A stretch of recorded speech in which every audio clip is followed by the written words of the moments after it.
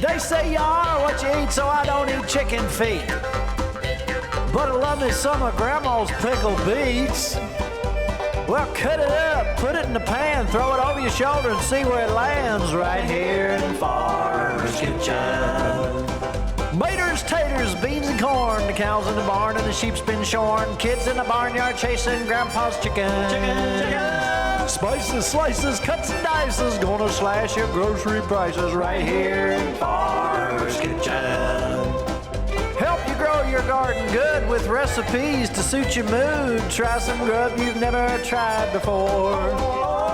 Smash it with a wooden mallet, gonna educate your palate. Right here in Farmer's Kitchen, in Tim Farmer's Country Kitchen.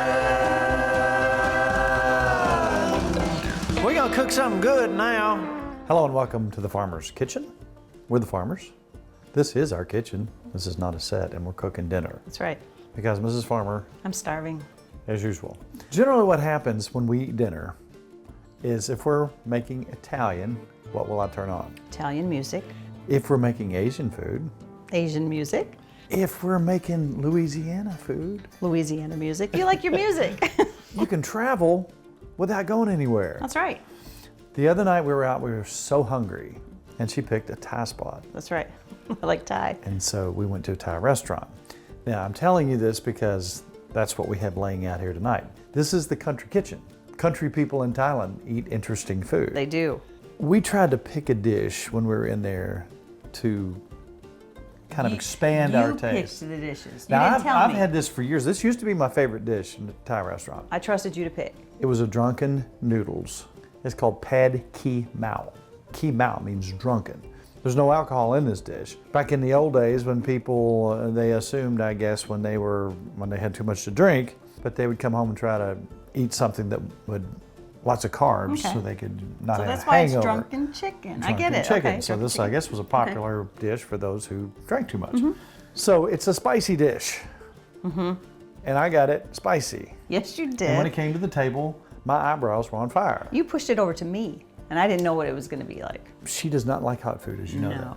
Now this dish, I'm going to tell you right up front, if you're saying, it's hot dish, I don't want any part of this. You can make this with zero heat. That's right. No Scoville heat units at all. But you do need a pinch, I think, and I don't even like heat. She's really shocked me because I felt like my mouth was on fire. When we ate at the restaurant, I Yes. was putting my lips in my drink because they were so big. And I'm pretty sure they used a bird's eye Thai chili. It was hot. It was really hot.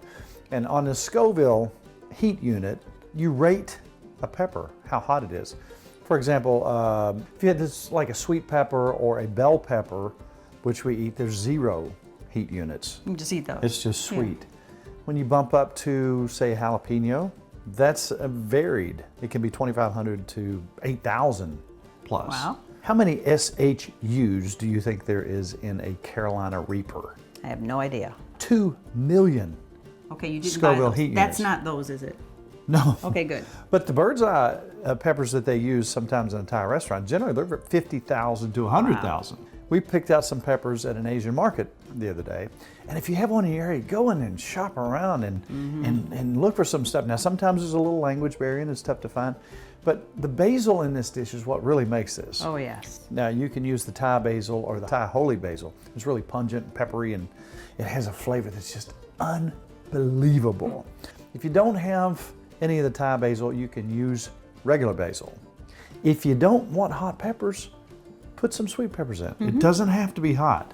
It is so full of flavor, and the umami is off the charts. I And it's actually a- loved it. I loved it. It's I'll a admit good it. noodle dish. You got chicken, you got onions, you got basil. You can put some peanuts on the top, and we're gonna tell you how to make this right now before I talk too much. We're gonna turn this burner on and get a little heat going. Put a little oil in there. Okay, now I didn't think these peppers were that hot, but Nikki was cutting them up, and she told me they were plenty hot. I couldn't breathe. If you breathe it, you got to stay back. So we looked in the Asian market under Thai chilies, and this was what we had. And there's green chilies, and there's so many variations of Thai chilies, but these are pretty warm. So you talk about the seeds, and people say, oh, the seeds are hot. Well, the seeds can be hot, but only because they pick up that capsaicin, which makes them really hot. I'm getting rid of them. That's the heat, the capsaicin, which is along the ribs of that. So you're assuring me that these are hot peppers. Oh yeah, come put your nose down here and take a big sniff. I'm staying back. Now we're gonna cut these up in tiny little pieces. You don't wanna get a big piece of this. Now for color and taste, these are not hot peppers, these are sweet peppers. And that adds to me a little sweet taste and a little color, and it's just a beautiful dish. Let's put the hot peppers and the garlic in. We're gonna pop that in. All right, now we're doing this in real time. This is not a dish that takes a very long time to make, and it's so good, so delicious. It smells good. Oh, doesn't it though? Now the next thing that we're gonna do, we're gonna cut some thin rings on a yellow sweet onion. All right, and I'm gonna take some rice noodles. For this particular dish, you want a little wider noodle. We're gonna toss our onions in there, and that's probably what, a half of a, Yeah, a half an onion. small onion. Oh, she could smell this kitchen. You would think that the Scoville heat units, you would think that maybe the person who came up with that would be a chef. Wilbur Scoville was a pharmacist, and he came up with this over 100 years ago, 1912. And I guess he was using peppers in some of his creams, and he had to determine, you know, the rate of heat and how much each pepper had. And so come to find out, we have the Scoville heat units. So we're taking some chicken thighs, and you could use, if you wanted to, you could use breast or whatever you like. And we're cutting them up into bite-sized pieces. But the star of the show, that Thai basil, is just beautiful, wonderful stuff. I'm gonna turn this down just a little bit. And some regular supermarkets carry it. Once in a while, you can get lucky. But again, you can use regular basil, if that's the only thing you can find. Let's go ahead and put that chicken in here. Let's see where we're at.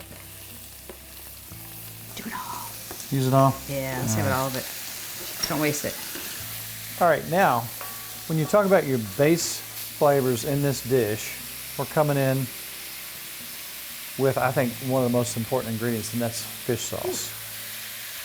2 teaspoons of fish sauce. Now we're gonna put this in there, and then when the skillet's a little hotter, and let that cook up with that chicken and onions and garlic. And now let me tell you about fish sauce. It's made out of fermented fish. It doesn't smell good. So keep this in mind. And you know, Worcestershire sauce is fermented fish and tamarind. And that was an accident that they discovered years and years ago. And you notice I didn't have it out for you. I kept it. I didn't put it It's out in the not dish. something you want don't to wanna leave smell open. it, But no. if you go to a lot of legit restaurants, some people have it on the table and use it as is. It really adds a deep base flavor, but you don't want to spill it on your hands or spill it on the counter because your kitchen will smell funny. So the umami thing that you experience is a deep, almost unexplainable taste that, you know, just usually it's a very savory thing with meats and so on and so forth. And can you say umami? Umami. This smells amazing. Oh, Isn't that amazing? I'm trying to get every bit of it we can. so if you can, if you're traveling to the big city and you can find you some Thai basil, the flavor profile is just, oh, it adds so much to this. Now what's coming next is the sauce. So now we're going to take 3 tablespoons of soy sauce, 3 tablespoons of oyster sauce. You can buy that at any store in the Asian section. You've got to have oyster sauce, just like you got to have fish sauce. I like just a little bit of molasses to just add on a deep, Yummy. rich flavor. I'm going to use some brown sugar. I'm going to use a tablespoon of brown sugar I'll be your mixer. and a little bit of rice wine vinegar. Oh, that smells That good is too. beautiful, wonderful stuff. Got our little cast iron wok going here. It's just sizzling along. Smells amazing. Oh, You didn't even put the remember sauce Sammy in. when he went? He always did that. All right, let's dump noodles. Noodles first, Yep. and I've drained them for you. Sauce, green onions, and sweet peppers. You don't want to overdo those noodles. You just really don't. If you're gonna fry those noodles like this in a sauce, soak them a little bit in warm water. You don't need to boil them, because if you boil them, if you overdo them, they'll fall apart. Now look how they're loosening up, soaking that perfect. up. Oh my! I like your red peppers in there too. I like just the color. so wish everyone could smell this. All right, so Ready? now let's wilt. Let's take our beautiful, wonderful basil. Want to use it all? Makes it pretty. Noodles are perfect now.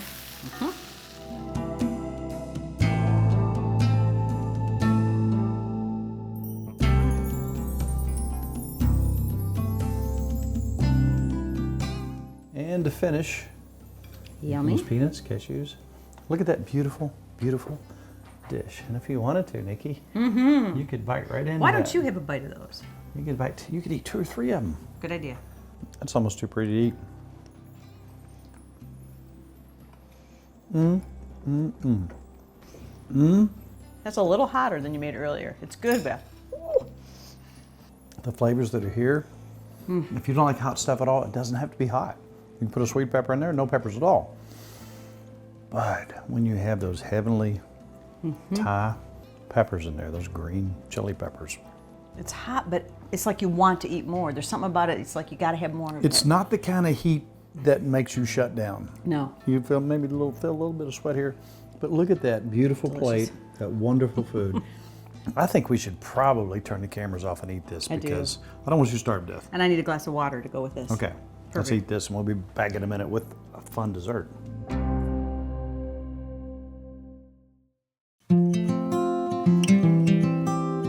For dessert, we asked them what they had because we wanted something to cool down a little bit. And they said, well, try these. And it was basically a banana fritter. Now, that's a very popular Thai dish. So easy, so we're going to make our version of that tonight. And this is not necessarily a Thai food thing. You can do this.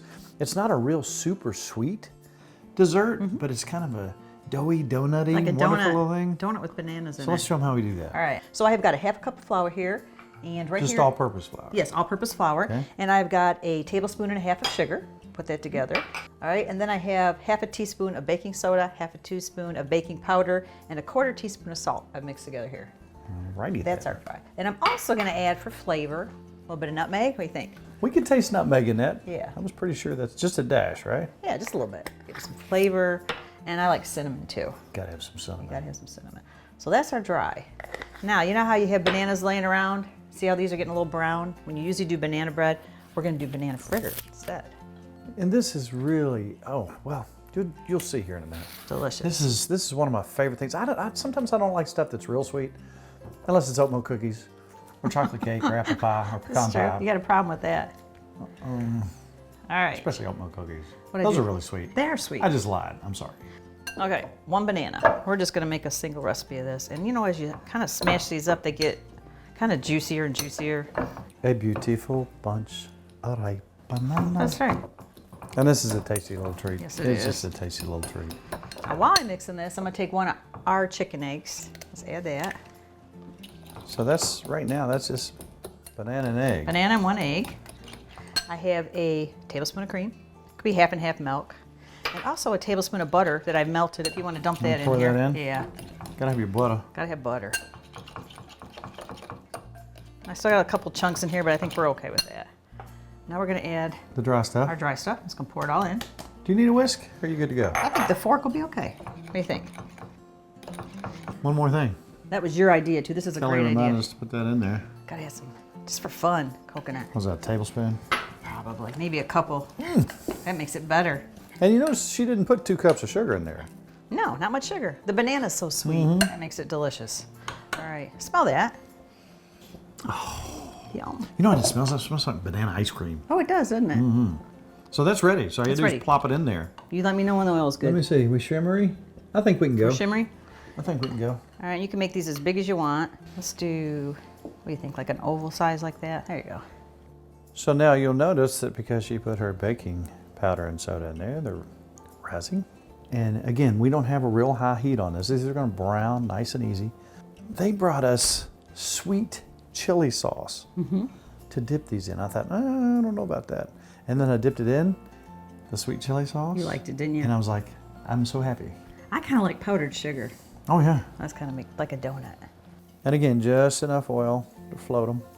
Oh, would you Yummy. look? Would you look? That's exactly what they look like. They're perfect. You can make these as thin or as thick as you like, but they really do have a donutty kind of flavor They do. going on. Again, we don't have our oil at 400 degrees. Right. We're probably in the, if I had to guess, the 275 zone. Those look perfect. They look like they've risen up like a little donut. You can see when they get brown on the bottom. Yeah. When they get brown on the bottom, you know they're done.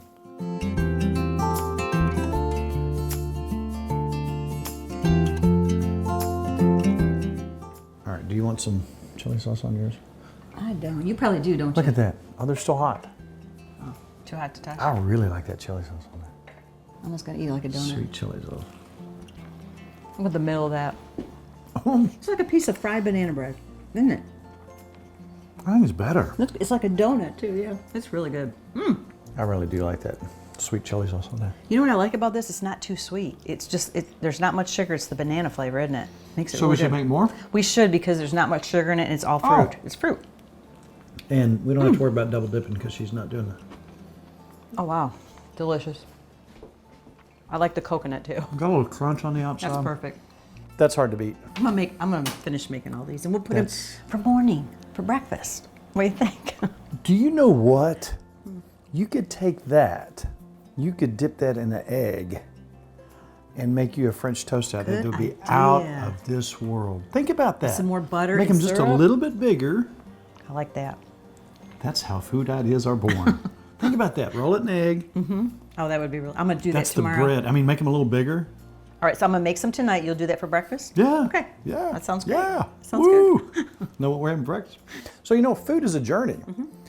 Anything that you can get out there in the world, you can do in your own kitchen. That's right. So what's a food that you think about and think, okay, you can only go this place and get this, but we did it in our own home years and years and years ago. I know what you're saying, and we made a million of them. What's that? Egg rolls. Egg rolls. Very simple. You can buy egg roll wrappers anywhere, Right, at any right. major store. If you have an Asian market near you, visit it. Yeah. So many fun things, so many fun smells and tastes and fruits and textures. So here's a quick look at how to do egg rolls in your own home. Just as good as takeout. So let's talk about egg rolls. You think that egg rolls are Chinese food. Right. Now they are, but if you really look at the origin of the egg roll, you know, the spring roll goes back forever. The egg roll, if you really look it up, there were two men who had Chinese restaurants, two Chinese fellas, Okay. had Chinese restaurants. Back in the 20s and 30s was the first accounts of these things out on the West Coast. Now, Chinese American restaurants, there's so much of this food that has been really tailored for Americans. Right. Here's our deep fried spring roll, kind of, sort of. You take cabbage, you take pork, maybe some shrimp, some seasonings, and you can make an egg roll fairly simply. Delicious too. You can go to the store and get you some wrappers. There's nothing to that. So now that we know the origins of egg roll, let's just make one. Okay. So first thing we got to do is let's get our pork going. And we very simply take about a pound of pork. So the way we did this the other day is we took our pork, we're going to take a little fresh ginger, and we're just going to grate a little bit of fresh ginger in it, and some fresh garlic. We're just going to press some garlic into that, probably 2 cloves. So just a little bit of fresh ginger. Now what is the country kitchen doing serving Chinese food? Eating what we like. It's not as hard as it looks. I'll tell you what, you can do so much with a little ginger, a little garlic. There's so many things that you can do in your own kitchen. Now let's look back at the Asian recipes we're done while you're doing this. We have done, gosh, shrimp with pea pods. We've done beef and broccoli. We've done bourbon chicken, pad thai, hot and sour soup, crab rangoon. It's easily done. And sometimes you just have a taste for that. Sometimes that's what you want. And we're going to show you tonight that it's not that hard to do that. It isn't. There you go. Is Little garlic press, I find these to be absolutely wonderful. that enough garlic for you? Yeah, that's All right. plenty. Put a little salt, a little pepper, a little bit of soy sauce, just a little bit. That's just for seasoning, and a little bit of sesame oil. Gives it a Yummy. nice flavor. Mix it up like a meatloaf. That smells good. Does smell good. In a minute, I'm going to give you a list of ingredients that I keep around the house that just about any time we want, we can pull something out of the refrigerator, some kind of meat, and turn it into a nice Chinese meal. Yes. I always have some sweet chili sauce, some rice vinegar or rice wine vinegar, obviously some soy sauce, some chili garlic sauce, apricot preserves, peanut butter, sriracha, sesame seed, ginger, brown sugar, cornstarch, peanut sauce, and some sesame oil. With these things and maybe some honey, garlic, you can come up with so many recipes that taste so good. So if you notice, we got a lot of cast iron out. We got a wok here, wok there, skillet here. That's a cast iron kind of night, is it not? Yes, it is. So we're going to put our pork over here, which smells really good, by the way. Tastes good, the too. The garlic and the ginger, Tastes a delicious. little bit of sesame oil, a little bit of soy. We're heating up our oil over here. I like peanut oil when we're cooking this type of food. So we're going to let that cool for just a minute, then we're going to combine that with our coleslaw mix. And then we're going to pop it in our oil, and you're going to see something special. Yeah. Now explain to us, if you will, what you do. You have a little dish here. What's that dish for? I do. I have a little dish right here and it's half flour. I have a tablespoon of flour, a tablespoon of water, equal parts. And that's going to kind of be our paste as we do the egg your roll. glue. It's my glue, yeah. My glue for the It egg roll. seals that egg roll shut. I'm watching my oil, and I don't want to get that above 350. A lot of people say 375. I usually keep it below 350. If I keep it around the 345 mark, so that's where I like it. So let's go ahead and start putting these together. I'm going to put a couple shrimp in here as well, just for a little extra protein. Now, shrimp don't have to be cooked a whole lot. Most people overcook shrimp. The way we're doing this, it'll be just fine, just enough cooking to get them nice and pink. And it's fresh shrimp. You just can't beat it. Now, it depends on how many people you have, how many egg rolls you're going to make. It's going to make a lot of egg rolls. We probably won't make all of these, but that's probably 6 cups You know, I can put this of in the cabbage, fridge. of grated cabbage. Yeah. I did that before. Yeah, you can put this in the refrigerator. And just make them all week long. See where we are. We're getting there temperature-wise. So when I was frying that pork up, you'll notice that I cut it up into smaller pieces. You don't want great big hunks in there. All right, where do we go from here? All right, ice cream scoop, because it gets you the perfect amount. Gotcha. Same standardized Yes. amount every So time. it kind of gets you the same perfect amount. We're going to start with the corners. I'm going to flip it over. Fold, fold. There we go. And I'm going to use my glue. I'm going to use my flour and water for my glue here. There's one.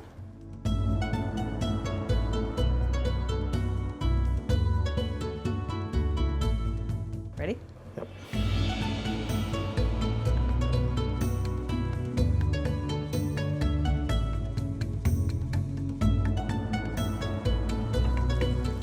And there's a beautiful Those do look good. homemade, fresh egg roll. Crisp, tasty. Get your little duck sauce. There's 4 more. I don't know if anybody knows this or not, but these egg rolls look quite beautiful. I'm excited. And they taste delish. delicious. These are all the freshest of ingredients. Do we have enough for just the 2 of us, or should we share with Kelly? Maybe Kelly will get one. And you know, we got that huge bowl left that I can put in the fridge, and we can make more tonight, tomorrow, right? We'll just keep making egg rolls. So we're gonna set these out on a plate and let them cool. And then we're gonna try one. We had some friends over the other night. And I made some really good soup. But you know what happened? Camille ate all the egg rolls. We ate all the egg rolls. Everybody was full. I think you made 20 egg rolls though, so we were done. Because they're so good. Once Yeah, you they get are. started, it's hard to stop. Now, typically these are supposed to be an appetizer, That's right. but when you have 1, 2, 3, 4, They usually give you just 1 each. So how many we got here? but you know what? It's kind of a guilty pleasure. You know you can eat as many as you want. I'm Usually excited. you just get one. Let's see if they're cool. Oh, Let's wow. try. Go ahead. I'm excited. No double dipping.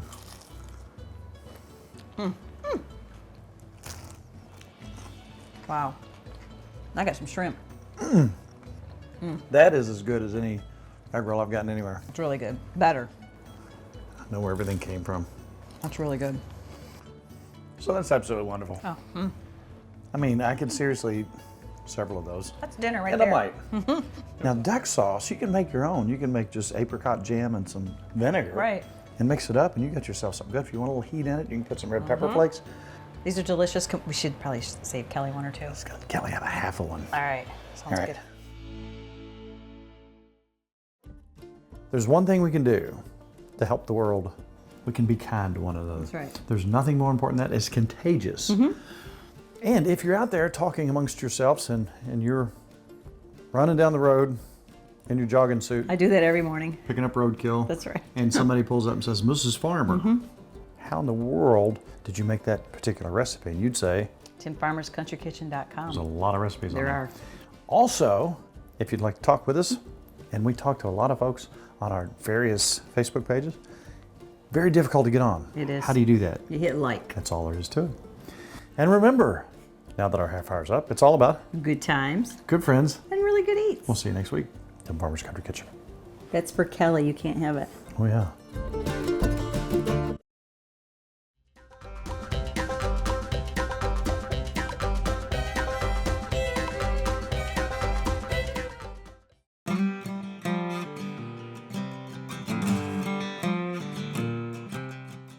We have been catering for a lot of years, and I wanted everything to have a specific taste. Therefore, I had to come up with my own products. Right. A dry rub, chow chow, and our barbecue sauce are something that we use in all our catering gigs. I developed this barbecue sauce that is not the really thick, syrupy stuff that you get. This has more of a natural, it's got some pepper and onion flavor, and you can actually see the particulates in there. You know, a lot of people are asking what we use our dry rub on. Now, obviously, pork and chicken are two of the more common things. Also, we've been using on our corn on the cob with butter. That is. I'm telling you, this That's stuff wonderful. with potatoes is fantastic. So 40 years in the making, Tim Farmer's Country Kitchen Dry Rub.